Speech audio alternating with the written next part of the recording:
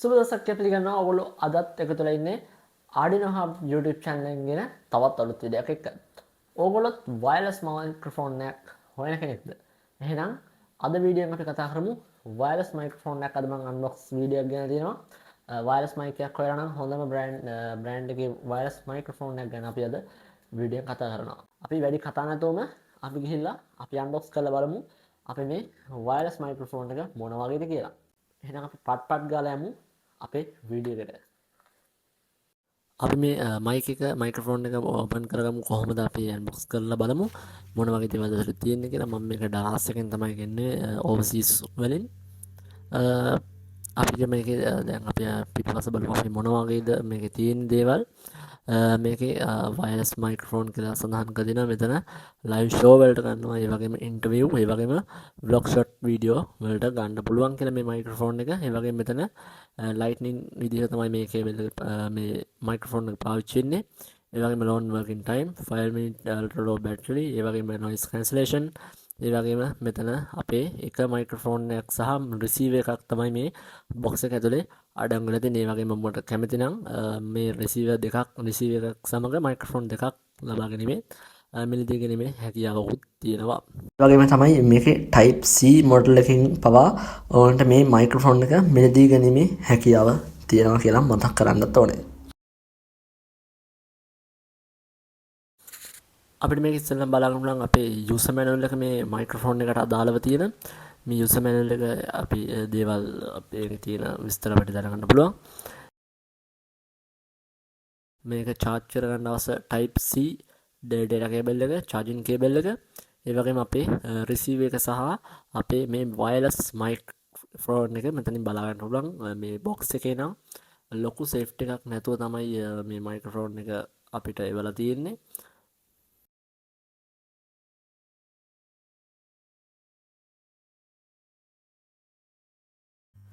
මේක මයික්‍රොෆෝන් එක බලද්දි තාම ලස්සන හොඳ ක්වොලිටි එකක් තියෙනවා. ඒ වගේම මේ මයික්‍රොෆෝන් එක හෙඩ් එක බලා ගන්න පුළුවන් අපිට උඩින් මයික්‍රොෆෝන් එක උඩ. ඒ වගේම මෙතන ක්ලිප් එකක් තියෙනවා අපේ කොළ එකේ වගේ මවුන්ට් කරන්න. ඒ වගේම මෙතන ඩේටා කේබල් එක තියෙනවා අපි charge කරගන්න. මේ අපේ wireless microphone එක charge කරන ඩේටා කේබල් එක type C. ඒ වගේම මෙතනදී අපිට බලා ගන්න පුළුවන් අපේ ෆෝන් එකත් එක්ක මොබයිල් ෆෝන් එකත් එක්ක සම්බන්ධ වෙන receiver එක. ඒ වගේම මෙතන අපේ user manual එක බලා ගන්න පුළුවන්. මේක lightning cable එක. ඒ වගේම මේකේ charging current එක තියෙන්නේ 5 volt වලින්. ඒ වගේම charging time එක 1 hour කියලා මේකේ සඳහන් වෙනවා. මේකේ battery level එක milliampere 90ක් කියලා සඳහන් කරලා තියෙනවා. ඒ වගේම මේකේ working hours 10 hours කියලා කියනවා. ඒ වගේම මීටර් 20ක් දුරට මේකේ range එකක් තියෙනවා. ඒ වගේම 2.4G frequency එකක් මේ වයර්ලස් මයික්‍රොෆෝන් එක සතුව තියෙනවා කියලා මේ user manual එකේ සඳහන් කිරීමක් කරනවා. ඒ වගේම අපි මේ මයික් එක දැන් අපි on කරගෙන ඉන්නේ. මේ user manual එකේ සඳහන් වෙන පරිදි මේ කියලා තියෙන අපේ මයික්‍රොෆෝන් එක on කරගත්තාම receiver එක ෆෝන් එකට connect කරලා පස්සේ automatically මේ මයික්‍රොෆෝන් එකයි receiver එකයි automatically connect වෙනවා කියලා. ඒ වගේ ඊට පස්සේ සම්බන්ධතාවය ඒ දිගටම තියෙනවා කියලා මේ user manual එකේ සඳහන් කරලා තියෙනවා. අපි දැන් බලමු කොහොමද අපි අපේ iPhone 7 එකත් එක්ක wireless microphone එක කොහොමද connect කරන්න කියලා. අපි අපේ receiver එක මේ විදිහට අපේ charging port එකට මේ විදිහට receiver එක high කරගමු අපේ microphone එකේ. ඊට පස්සේ අපි mic එක on කරගෙන ඉන්නේ. අපි camera එක open කරලා අපි බලමු කොහොමද මේකේ මේ microphone එකේ මොන වගේ අපිට හොඳ තත්ත්වයක් ලබා ගන්න පුළුවන්ද කියලා. දැන් මම මේ කතා කරන්නේ මේ දැන් අපි ගත්ත Bluetooth මයික්‍රොෆෝන් එකෙන් කතා කරන්නේ.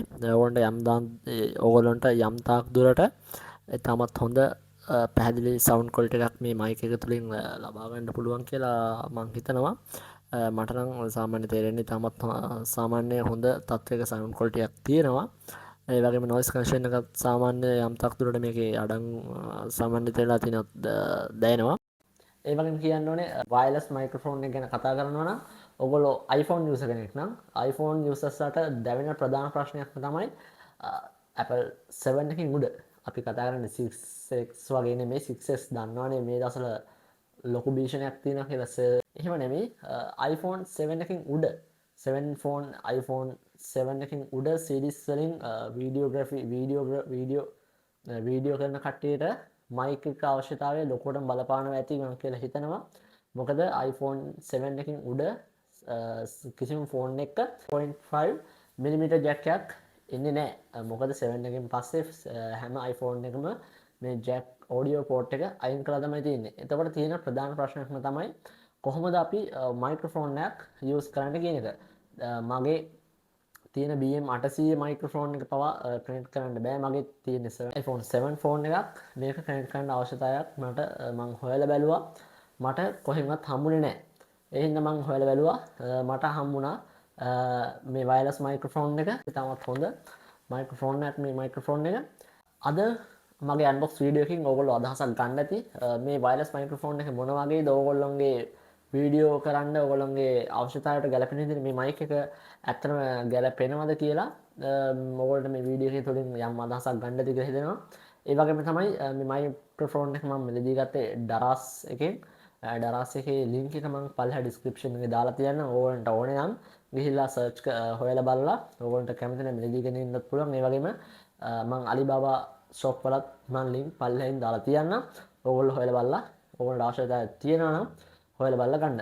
එහෙනම් ඔයගොල්ලෝ මගේ channel එක තාම subscribe කරලා නැත්නම් පහළින් තියෙන රතු පාට බටන් එක click කරලා මාව පහළින් තියෙන සුදු පාට බටන් එක click කරලා මම අදම subscribe කරන්න මතක කරන්න එපා. මේ වගේ ටෙක්නොලොජි කරුණු දැනගන්න තාමත් එකතු වෙලා නැත්නම් එකතු වෙන්න Arduino Hub එක සමගින්. එහෙනම් අදට ගිහින් එන්නම් සුබ දවසක්.